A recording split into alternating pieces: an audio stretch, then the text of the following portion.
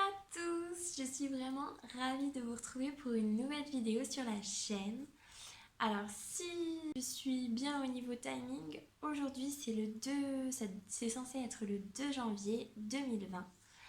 Et donc dans un premier temps, j'espère que vous avez passé d'excellentes fêtes de fin d'année et je vous souhaite vraiment une trop bonne année 2020.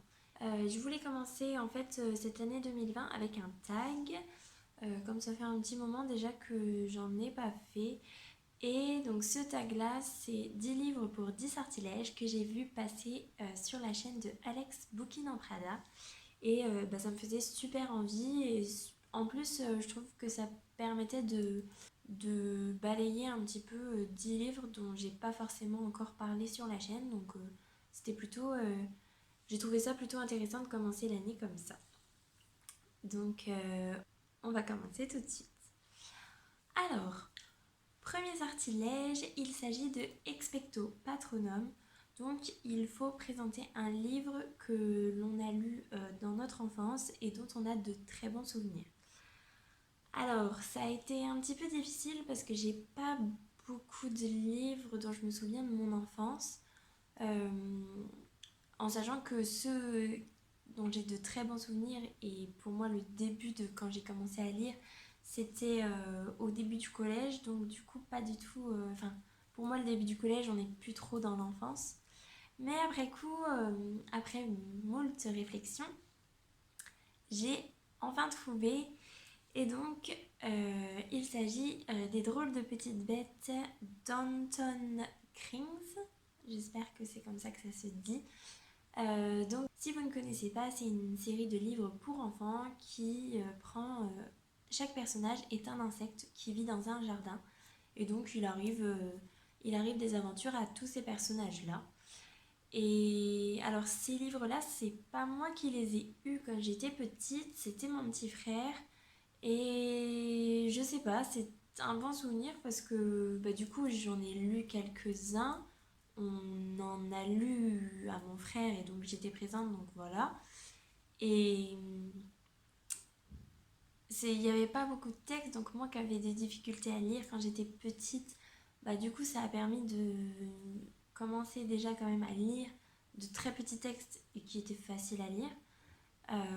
C'était sympa, en plus je vais essayer de vous trouver une image avec le dos des livres, mais il y avait un petit peu le challenge et la fierté de connaître l'intégralité des noms de toutes les petites bêtes. Donc ça c'était super sympa. Et donc ça, chose terrible, on peut faire des choses horribles quand on est enfant. Mais mon super bon souvenir, c'est quand on jouait ensemble, on étalait toutes les petites bêtes dans la chambre de mon frère, on faisait des parcours, on marchait dessus. Il y a vraiment un manque de respect total pour ces livres-là, mais même encore maintenant, en fait, ça reste des bons souvenirs. Voilà pour le premier sortilège. Pour le deuxième sortilège, on est sur Expelliarmus, donc c'est un livre qui prend par surprise. Alors j'ai décidé de vous parler de Jamais plus de Colleen Hoover.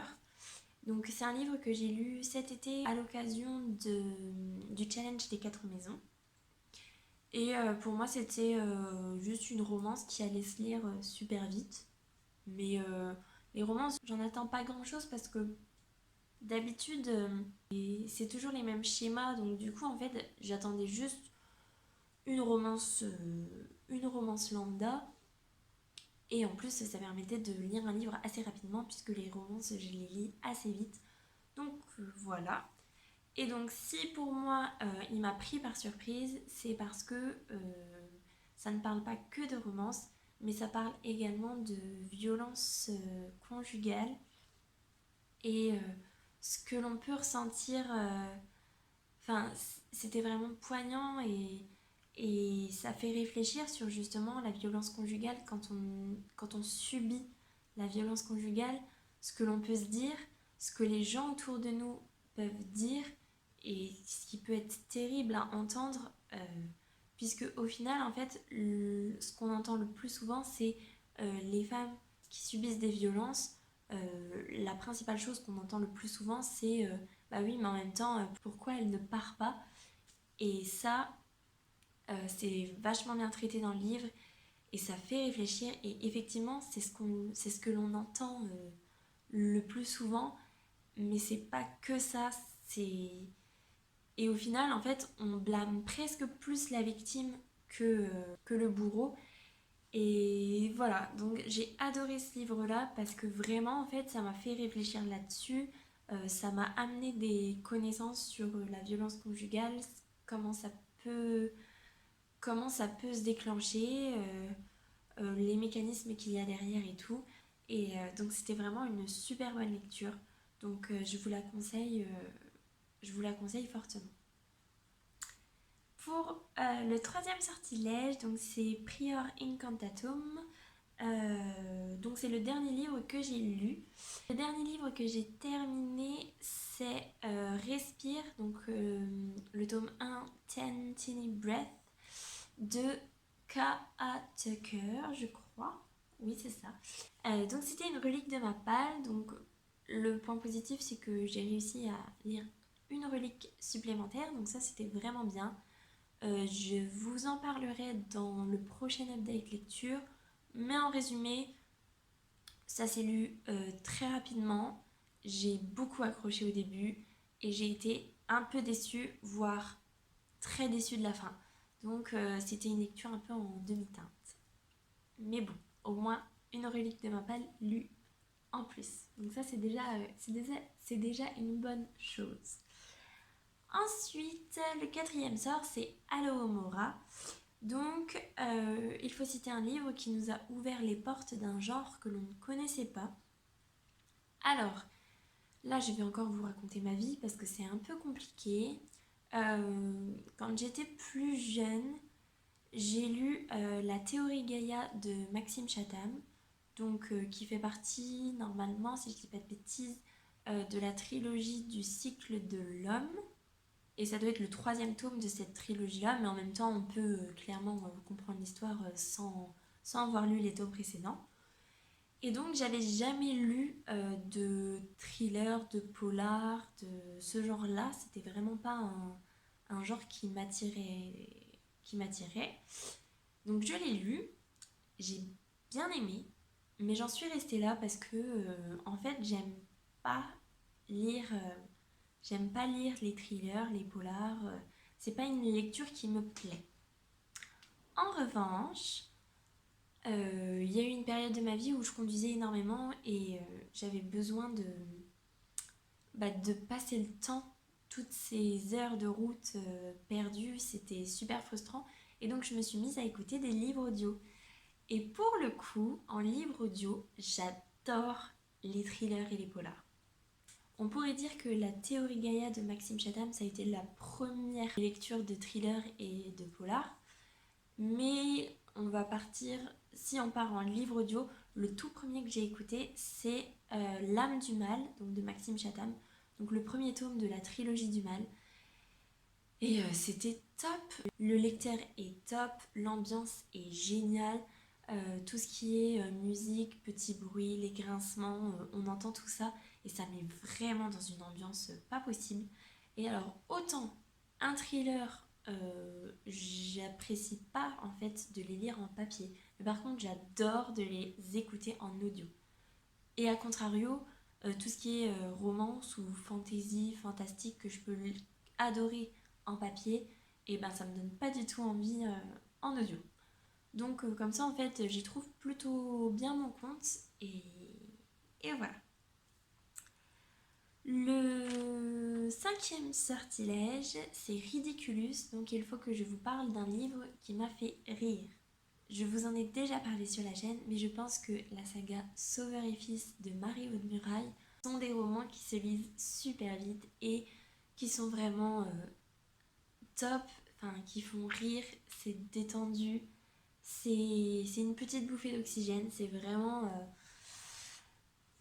voilà quoi, j'en ai déjà parlé en long, en large et en travers, donc je pense que je vais m'arrêter là, mais si vous voulez un livre léger et qui fait rire, Sauveur et Fils, allez-y, il n'y a vraiment pas de problème.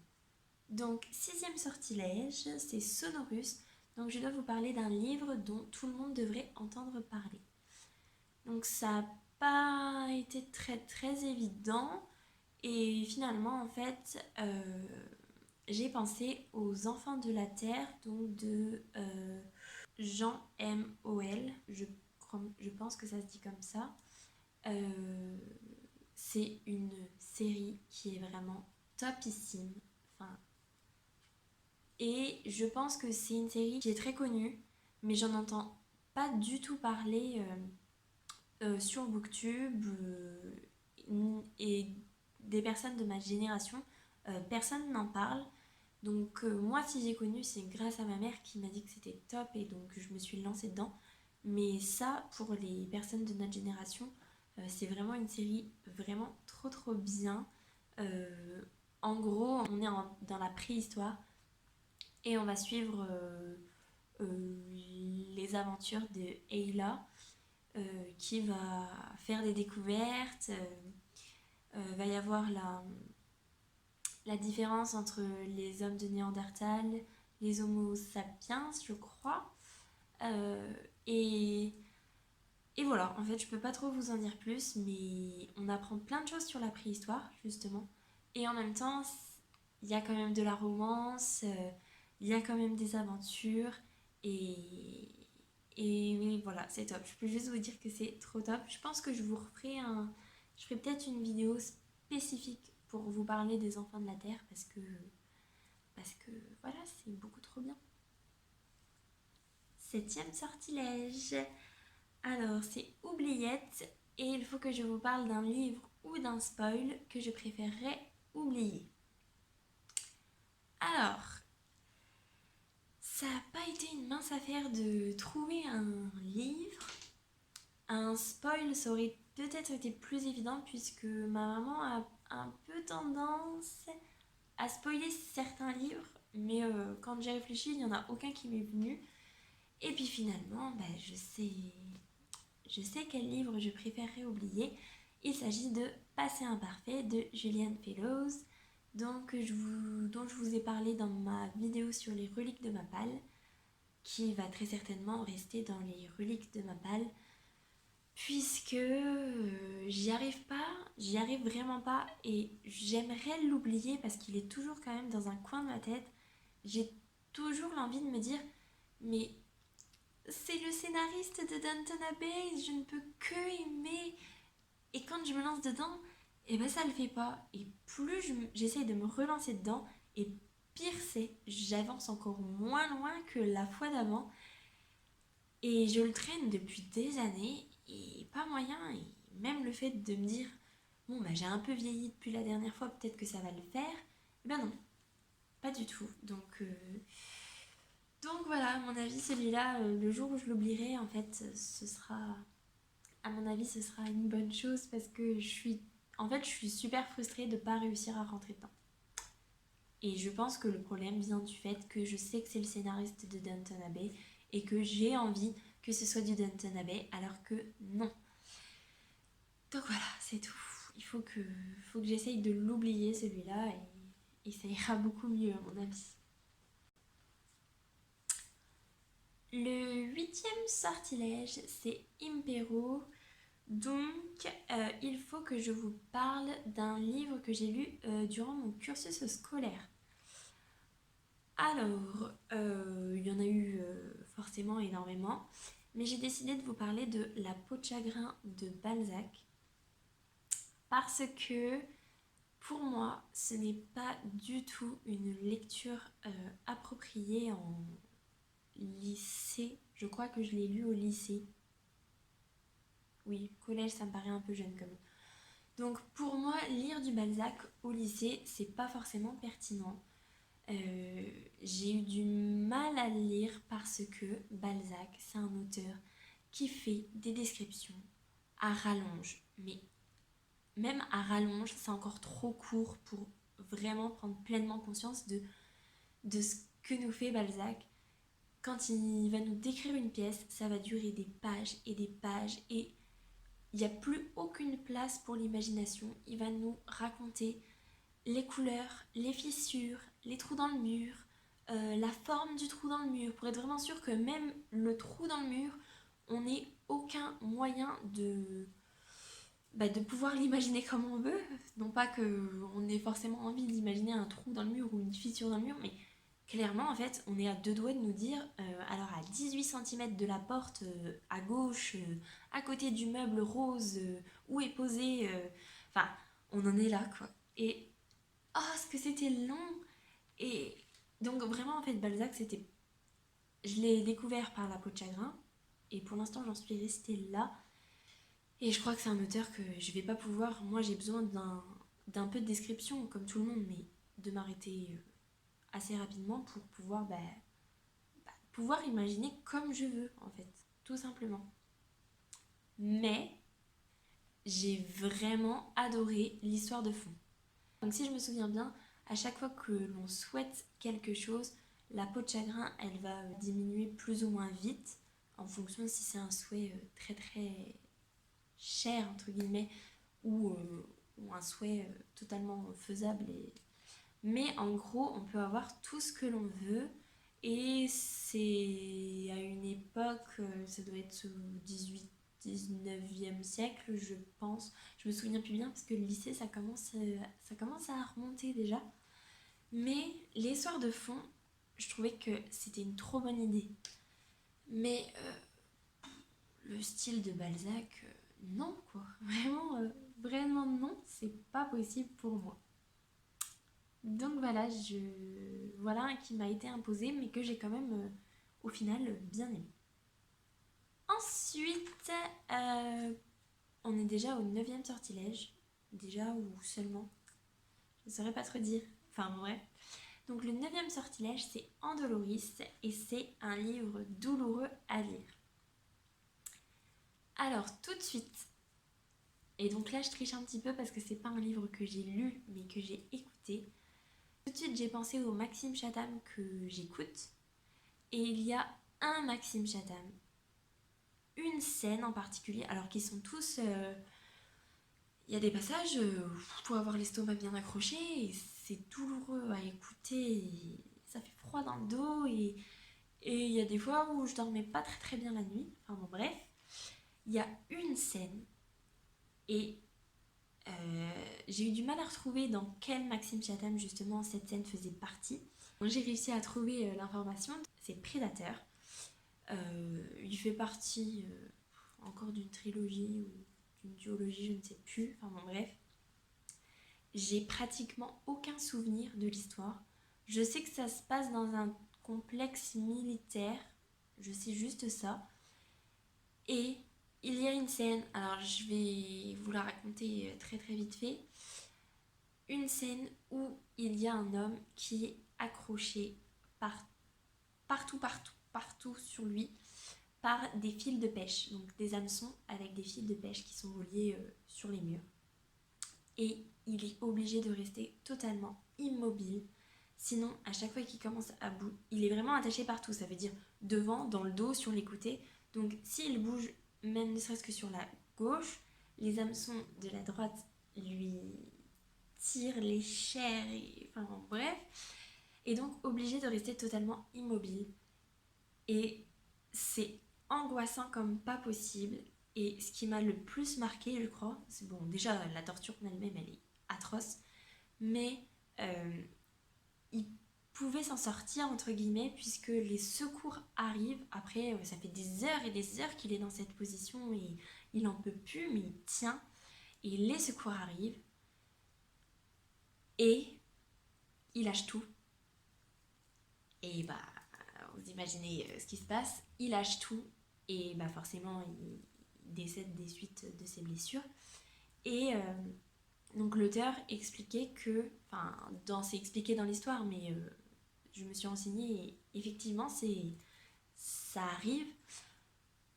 On tient jusqu'à temps qu'il y ait les secours qui arrivent, et en fait, il y a tellement le soulagement quand on voit arriver les secours que même si on sait qu'il faut tenir encore quelques minutes parce que c'est bon, on va être sauvé et tout, il y a tout le corps qui peut pas s'empêcher de se relâcher de soulagement et de bah c'est bon, je peux tout lâcher alors que non, justement, il ne faudrait pas.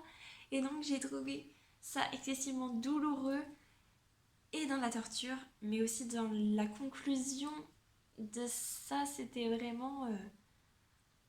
j'ai trouvé ça horrible à lire, alors que les autres Maxime Chatham, il y a vraiment des scènes horribles aussi, mais cette scène-là, elle est... Bref, vous avez compris un peu l'idée générale de cette scène. Bref. Et donc, 10e sortilège, forcément, Avada Kedavra. Donc, il faut que je vous parle d'un livre qui tue. Et c'est noté que l'interprétation est libre. Donc, mon interprétation, parce que ça n'a pas été évident du coup, mon interprétation, ça a été un livre que j'ai lu et je n'en ai pas dormi de la nuit. Mais vraiment pas, enfin, si j'ai dû dormir cette nuit-là, mais toutes les lumières allumées, alors que j'arrive déjà pas à dormir les lumières allumées. Mais terrible, terrible, terrible, c'est Skeleton Creek de Patrick Carman, je ne sais pas trop comment ça se dit.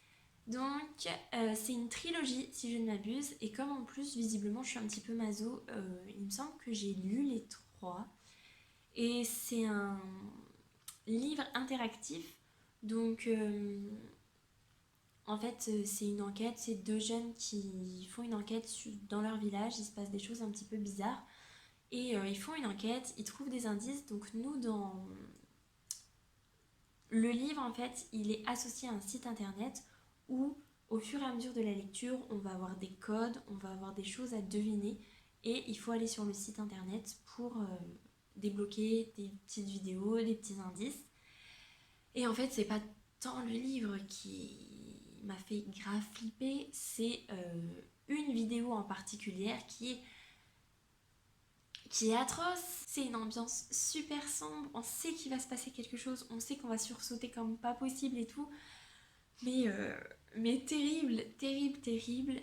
Mais pour autant, j'en garde quand même un bon souvenir, parce que tous les livres comme ça, où on fait partie vraiment de l'histoire, là, où on en demande de chercher des choses, où on en demande de trouver des choses.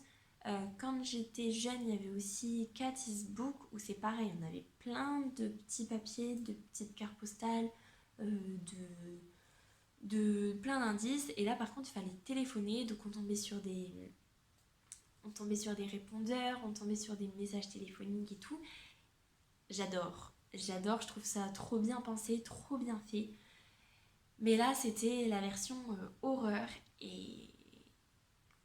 et voilà, il m'a tuée parce que j'ai pas pu endormir de la nuit tellement c'était horrible. Mais je suis persuadée d'avoir lu les 3, ou au moins d'avoir lu les 2 premiers. Donc je pense que j'ai vraiment un côté maso à mon avis. Enfin bon, bref. Et bien voilà, on a fait nos 10 livres pour nos 10 sortilèges. Donc ce tag est maintenant terminé. J'espère qu'il vous aura plu. J'espère qu'il vous aura fait découvrir des livres, ou qu'il vous aura donné envie de lire certains livres que je vous ai présentés. En attendant, n'hésitez pas à vous abonner à la chaîne, à mettre un petit pouce dans les airs ou à laisser un commentaire. Ça me fera énormément plaisir. En attendant, je vous souhaite une très bonne semaine, de très belles lectures, et je vous dis à la semaine prochaine. Salut!